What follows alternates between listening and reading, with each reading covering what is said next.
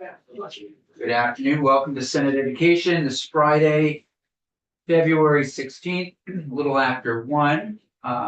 We got a late start because we were celebrating one of our student interns, Brennan, whose last day is today. And we are going to move right into S203, an act related to the appointment of the State Board of Education members.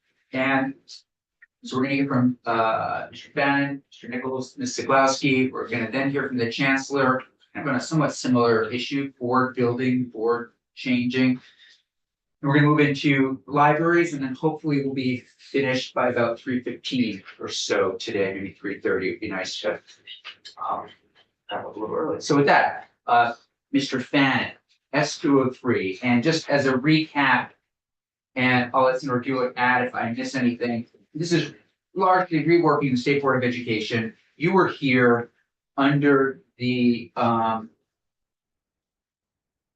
who was your boss back? Joe Cook. Joe Cook and Joey Donovan and I and many, Sarah Buxton. We were all on this education committee when we first started to look at the State Board back in 2010 or so. And this, one of the things that happened during that time was we took the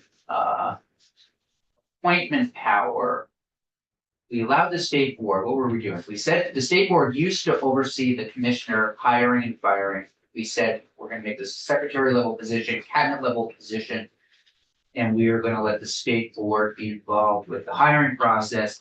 We kept all of their duties and responsibilities pretty much the same. So we're a little bit, I don't know if we're at a crossroads per se, but we know that the State Board is really, really busy. I know you opposed the idea of giving them money last year, additional sort of funds. You thought maybe we should look at all the boards and commissions, maybe not just oppose that, but we got to look at the State Board and just look at the secretary's position a little bit. And this bill kind of gets the conversation going. It may go in a couple of different directions. I think having talked with other colleagues, this is the opportunity to say, bye-bye State Board, maybe this is the time to just rethink things. So the floor is yours on all sorts of topics related to State Board. Wow, that was quite the introduction. For the record, Jeff Bannon, Vermont NEA.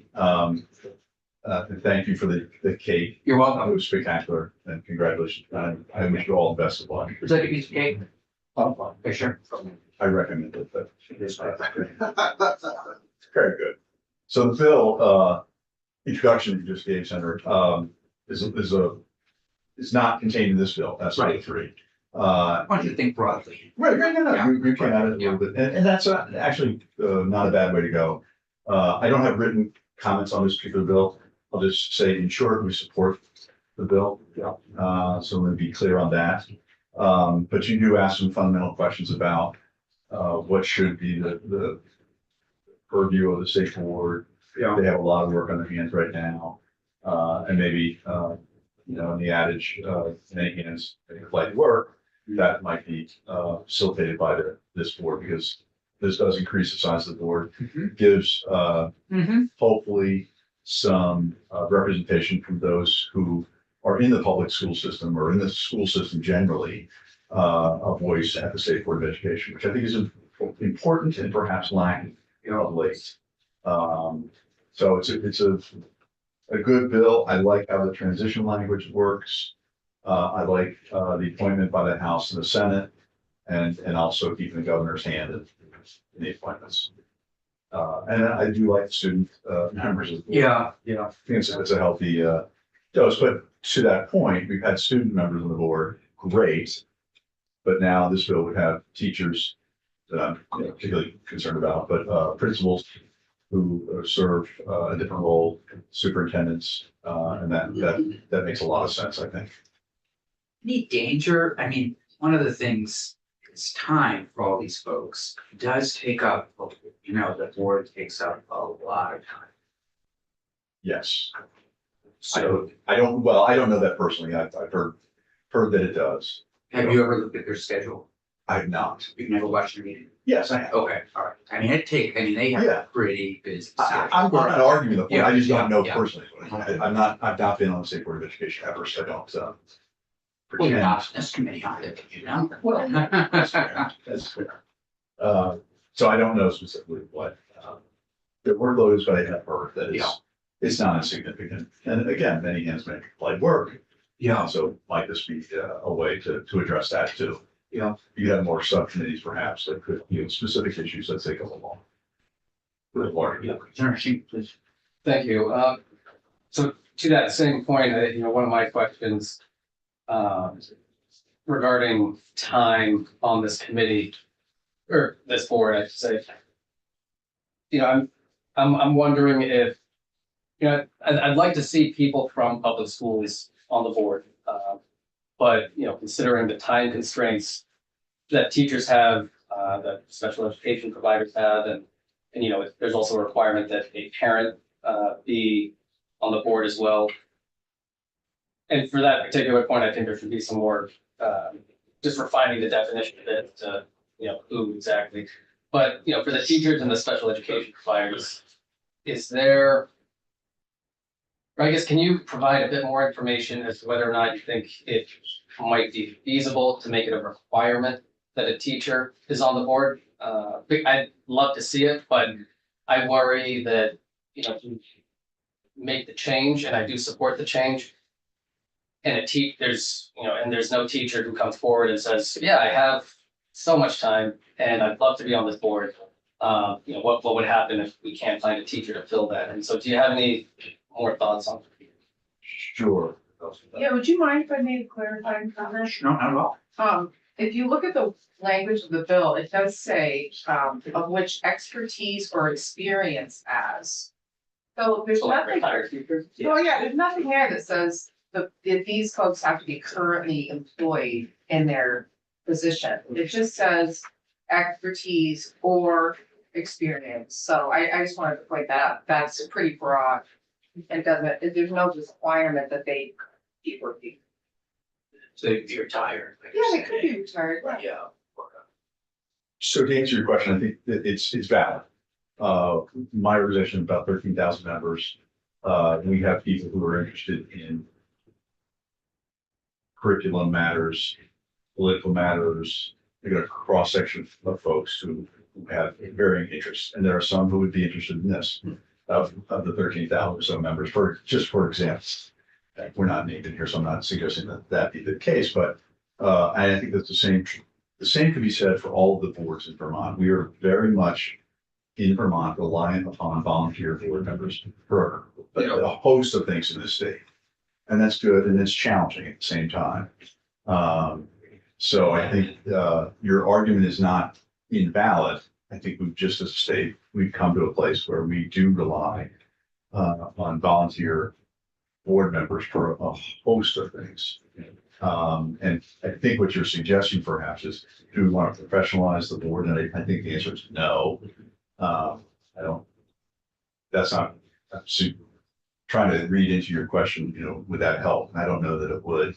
I think people are willing to serve because they're willing to serve. And they find time to do that. And some people maybe probably go for a walk weekly, then serve on these boards, and some other people may not serve on other boards.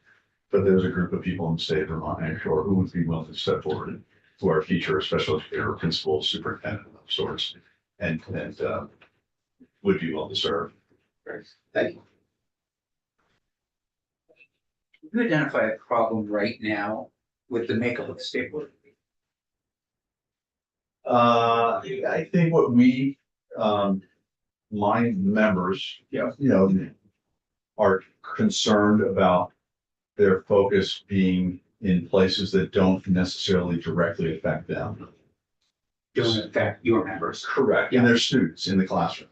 So, if you see somebody who's labeled as a state board of education doing things that don't influence or have an impact on your day-to-day life, I mean, of course, it's obviously not always the case, but I think they might raise the question. I want to make sure that the state board of education does have at least some influence on my life in a positive way in my classroom for my students. And I don't know that they would say that to be the case today. So I don't know if it's a problem, but Right. it is something that, So, they don't know Yeah. what the significance of the State Board of Education is today to their lives. right. So for example, is there something they're working on that is not impacting their lives? So trying to prove a negative. It's a tricky, yeah, no, I'm just trying to, I don't follow the State Board that closely, so I don't know exactly what their last meeting, for example, but Yeah. that's what I'm trying to go back to. I Yeah. don't recall what we agenda, but I think there's something important I'll watch or okay. participate now. Because if they're not working on things that are impacting your constituents, if you will, what are they? That's what I'm trying to understand. Well, What so are for they example, working right, on? I'll Yeah. say, 'Cause I think so much of it's like rulemaking and all right, that stuff. education quality standards. Yeah, yeah, Right, the Act One, yeah, that's a process that they've been working on for some time. And given the rulemaking process and the length Yeah. of time that takes, that will affect, my members in the future. yeah, I assume, I'm making some assumptions here that will go through the rulemaking process. And there'll be, the way I understand it is, the way it's crafted at this point, we go effective July 1, 2024 for effective 2025. Yeah. So there's a lead in time. So will educators, principals, superintendents, teachers, special educators, all folks be affected by that? Yes. So that's something the State Board is doing right now, that they will see the impact sure. going forward. But as to their day-to-day challenge, maybe it's misguided, but they may not see the impact of the State Board of Education today. And I think the notion would be, if you had a principal on there, for example, she might be able to say, hey, we've got this problem in my school. I've talked to some of my peers around the state. Yeah. How do we address that? Is there a way the State Board of Education to weigh in on this particular subject? I don't know, but right now that voice is lacking, I would say. I would be interested in asking the state board person, how do they get some of this information out? In other words, how do they spend any time messaging to principals, superintendents, teachers, or is it more sort of not closed box, but you know, there might not be, I see it more out of the AOE. that they're making Their their weekly message. field memo, for example. Yeah. We redistribute that to our members. Okay. Electronically. Yeah. I don't know what the click rate is or open rate. Sure. You know, sure. I can't speak for that, but Great. I don't know that the State Board of Education does something similar. I know this AOE occasionally does mention what the State Board of Education is doing. So that might be where people have notice of what it is the State Board's doing. That might have an effect on their lives. Great. So. Any other questions for Mr. Back? Okay, anything else, Jeff? No, I think that's it. It's interesting. Yeah. I'll wish you luck with it. Great, thanks. Thank you. Thank you. Mr. Nichols, thanks for joining us. Thanks for having me. For the record, Jay Nichols, Executive Director of the Supervisor, and Stevie. Not yet. No, I'm not, I didn't know. For the Vermont Principals Association Executive Director. So a couple of things, as I start my testimony in S203. One, the question, I read the law the same, or the bill the same as Senator Gulick was saying. So I would see it as, I don't have any members that are gonna have time for Penn State Board, but I've got a lot of retired members who are still very invested in trying to make sure that our schools are high performing. So I think it's gonna be retired superintendents, probably retired teachers, retired principals that would fill those roles. And I actually like that idea because they're not gonna be worried about just what's happening in their school that day. You know, they'll probably be in a better position to see the big picture, and they'll have years of experience actually working with you. So I really like how the composition of the board is being discussed. In my formal testimony, you can read it, but I do want to thank Senator Gulick, Hashim, Hirschlick, and Baruch for this bill. I think it's really good. I like the composition. I like the idea of the Senate picking three folks that, you folks would recommend 6 to the committee on committees. And then over on the other side, 3 people from Health Seg would be, or 6 would be recommended to the speaker. I think that's a good approach. I like the idea that everybody has a little skin in the game in developing the state board. You've got the governor, you've got the Senate, you've got the House. I think it's very appropriate. And in my formal testimony, and I'll just speak this a little bit because you kind of brought up the opening statements, Senator Campion. I think that personally, the State Board of Education and the Secretary of Education model we have right now has been a failed experiment. Mm. And of course, full disclosure, some of you know, I was one of the people that testified against this back when we came to being. And as superintendents, we tried to have a statement on this and we could not come to agreement. And it wasn't for lack of trying. Jay, you tested, what do you mean you I testified? testified against for what? keeping it a state board with a commissioner and a department as opposed to an agency. And But that, back then, that was LePage or Page was representing the PTA. no, I was a trustee Oh, for the I see, superintendents. I see, okay, Yes, so we were asked to make it, EPA wasn't even involved. right, The trustees, we all met on it. And I I came see. up with, the president at the time was the person you guys may have heard of. It was Dan French. And, the treasurer was me. And, there were other members and Jeannie Collins and myself were adamant about how we should keep it the way that it was. Right. Dan and a few other people wanted to go to a secretary position. And the rationale on both sides was fine. yeah, yeah, You know, the argument that Dan and company made was to make the governor, and it wasn't about the particular governor. It wasn't Governor Scott when this happened. It was Governor Shumlin. It was about the idea that they felt having it tied to the governor would make the governor have to be more responsible in education. right, There were those of us that thought it would make it too politicized, and I still feel that way. And quite frankly, the 2-year governor term has always scared me. I feel like the governor is governor for 1 year and then potentially running for re-election the next year. Now, truthfully, Vermont always re-elects our incumbent, but I just think it's bad public policy. So I think the state board right now is in a position where the AOE doesn't work for them. The secretary of the AOE doesn't work for them. They often can't even get help from the Agency of Education, because the Agency of Education is a arm of the administration. I think it's a much more stronger model when you have a commissioner with a state board that is funded, supported, independent of government entity. With 3 government entities, really 2, the executive branch and the legislature, but Senate and House helping decide what the composition of that board would be. So as you're talking about this, I think that's something that should be really considered about going back to a model where it would be commissioner driven, it wouldn't be as politicized, and we wouldn't be having some of the things that are going on right now. We're almost a year without a secretary. And we can say we have an interim, and that's not a knock on interim, very bright person, I like Heather a lot. We really feel rudderless how we feel. it is interesting, I remember one of the biggest arguments was we can elect someone to fill a pothole, but we can't elect, well, a governor who can run to fill a pothole, we can't elect a governor on an education issue, and that's one of the things I think that That was an when we argument. were all on the floor, we were Yeah. saying. Yeah. You gotta have a governor out there that can at least advance, talk about if he or she wants to get elected for education Yeah. kinds of issues. And I get It'd be that interesting to argument. see the study going, some dissertation in the Yeah. future, Yeah. sort of pre and post where I we're can remember at. sitting on Bill Doyle's knee as a young person talking about this, and just the argument, you know, that you and Alice make was if it was a 6-year governor term. Yeah, just, But the fact that it's 2-year and it's turning all the time, it just sets up public education to be so likely to be politicized. And that's again, not a knock on any individual governor, it's just on the system. I would rather see it be much more independent. And much more focused on what they really believe that state board feels is best for kids with a commissioner answering directly to the state board. That's my 2 cents. it's interesting. Yeah, it's interesting. No, I agree with that.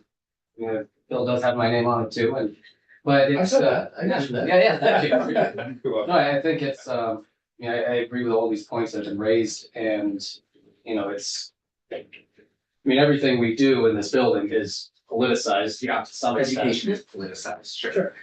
Yeah, always has been, always will be. But I think, you know, with the board and the role that they should be playing, it's something that I think we should take input from, you know, both branches of government and, you know, provide for a more balanced approach as to who is on the board and what parts of society they're representing, so.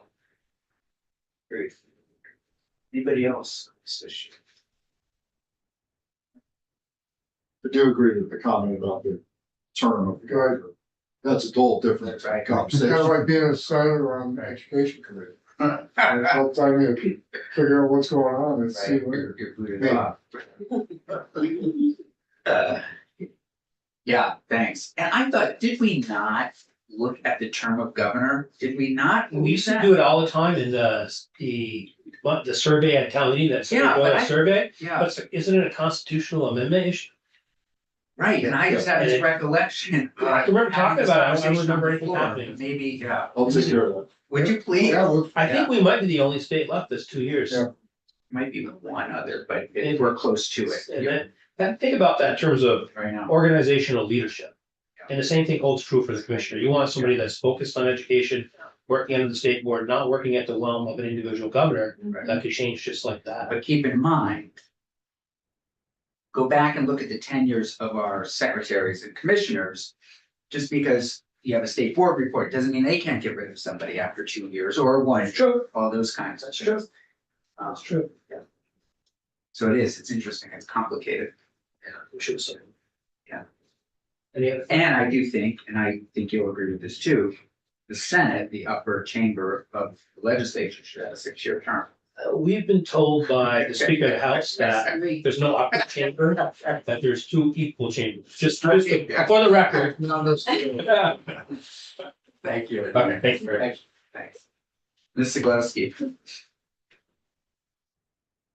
Good afternoon. Good afternoon. Lisa Glavely, Executive Director for the Vermont School Boards Association.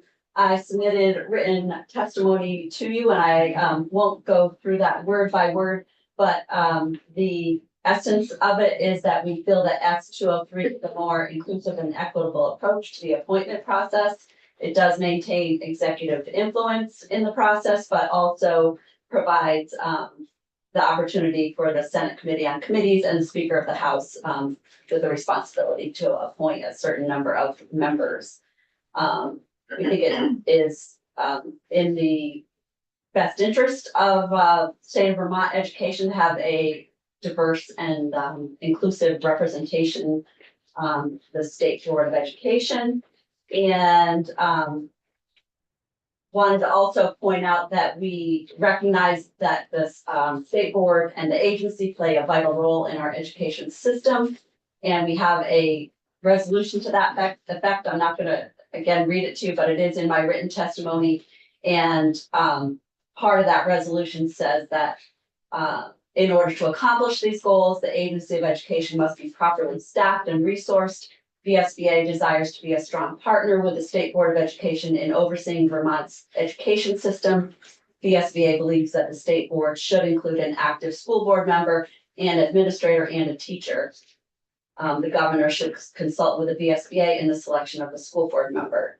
So as such, we support the proposed new requirement that the State Board of Education members include at least one member with expertise or experience as a principal, superintendent, teacher, school board member, educator, preparation program provider, special education provider, and parent. So those are all the entities that are listed in the bill, and we agree with that. And lastly, I just wanted to note that this fall, our members adopted a resolution that came from a school board in Addison County, charging the VSBA staff with convening a task force to assess the needs of our school districts, examine whether the state board and agency of education are meeting those needs, and develop recommendations for actions by the governor and the legislature. So we have convened that task force. It includes one school board member from each of our 11 regions. And we expect that they're going to wrap up their work next fall with the goal of completing a report by November. And so I may have some additional recommendations after that report. So would you mind say again what that task force is doing? They're taking a look at the work of the Agency of Education and Okay. State Board and any concerns about how those entities are serving the field, including school boards. So one of the things we talked about in this committee, and in a way it overlaps with it, is whether or not, you know, how this agency has changed over the years, where there might need to be new people, additional people, both focusing on, of course, literacy. We know that there's a CTE position will likely pass as well, but also enforcement. Will this get to any of that, or? I think that it may. The task force Okay. has held one meeting. Okay. And they're going to be meeting once a month. We have a consultant that's working with them plus one of our staff members. So Okay. I think it will be a pretty comprehensive report. We're hoping it will be. And if you're willing to share with that group, that question that we have been talking about for last year and this year, does the agency, are all the positions that we need there? Yeah, That would be great if they were able to weigh in on any and all of that. I realize it's a big ask. But it would certainly, we don't get an opportunity or the financial support to do an audit. Having that as the beginning of a process that might go forward would be great. yes, be happy to pass that on, and just also wanted to mention that they're approaching this from a growth mindset, not from the role of being overly critical. Yeah. Senator,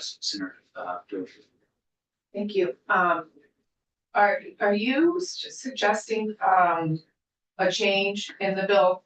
Cause it seems as though on your second page, the second paragraph, you want an active board member?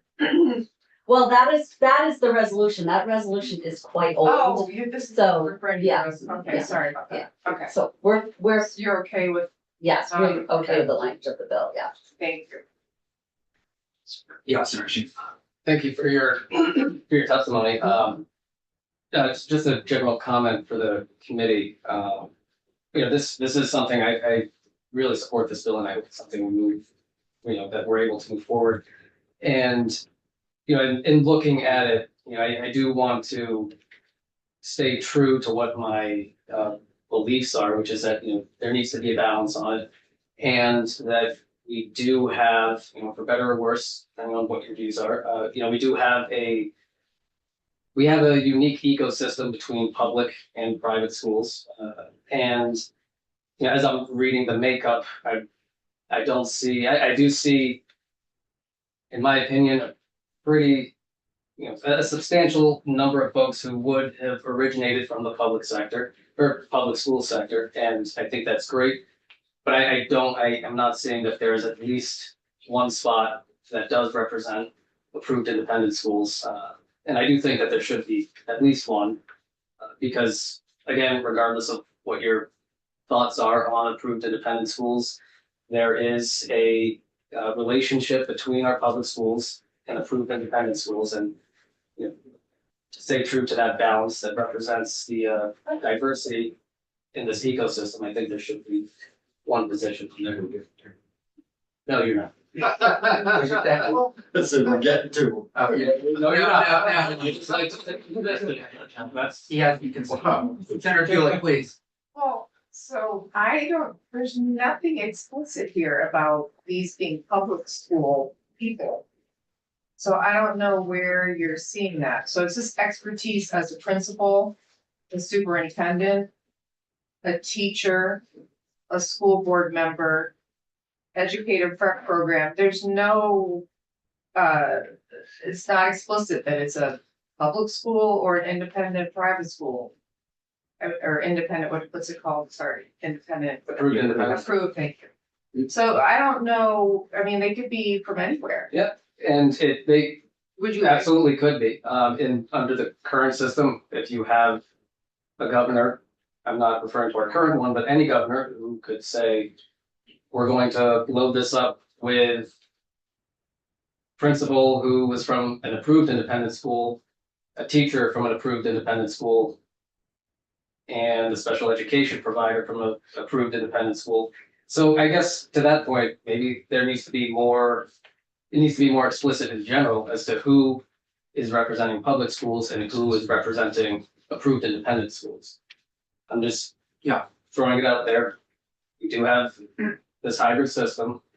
There should be at least one person, and again, whether, regardless of your thoughts, not you specifically, but anyone's thoughts on approved independent schools, they do exist. And there are students who attend them, and this board does create rules that affect those schools as well as public schools. So yeah, I think that we should figure out how to make sure there is, some equity for who's being represented on the board. So you want all these positions to be more explicit? I think if we're going to do markup, which, well, we definitely should do markup and, you know, look more Yeah. explicitly as to what type of balance we want to have on this. So, Makes sense. To your point, so it's not exclusionary language, but it's not inclusionary language. And it will be helpful, given our hybrid system.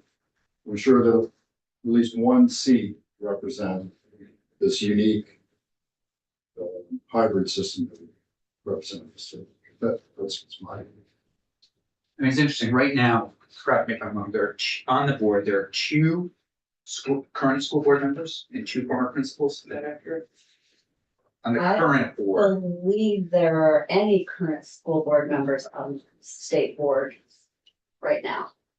I may have been misreading the list. But we can come back. Oh, wait, excuse me, there is one. There is one, yes. Please, Just out of curiosity, as we gain testimony on this, any intention of bringing the chairman of this board in to? That was one. yeah, I mean, she's been in a lot, but we can certainly have her. It is interesting. They didn't seem, when I reached out to them about this, they felt as though they almost wanted to stay a little bit out of it, but we can loop back to them. So it would be interesting to learn, kind of from a mechanism stake. Yeah, Does it work? Does it not Yeah. work? What Yeah. will they change if they Yeah. change? yeah, So, do we wanna have, somebody from the therapeutic school on there? How about, deaf, hard hearing, deaf blind? Are you gonna get into that kind of detail? I think I agree that we have a special education provider. Okay. So, it's on there. Yeah, so it's on there as an option, but not as a requirement. Right. Just thought. yeah. Well, we can, like, Senator Sheen said, we can work on some of the details during markup, but I think it's required the way I'm reading it. Yeah. You have to have a special education sort of stuff. Oh, for the other subcategory we're talking about, okay, I get it.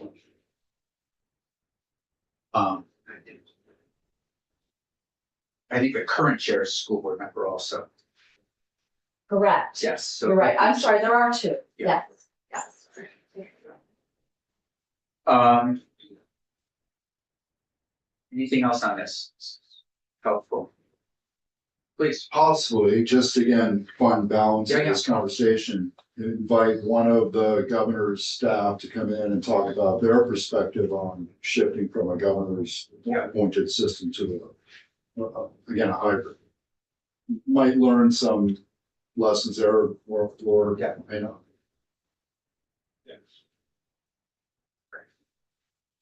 Great. Okay, Thank you. thanks a million, Sue, and thanks for reaching out to that group that's doing that work. I will do that. Terrific. Okay, we're just waiting for the chancellor to arrive, so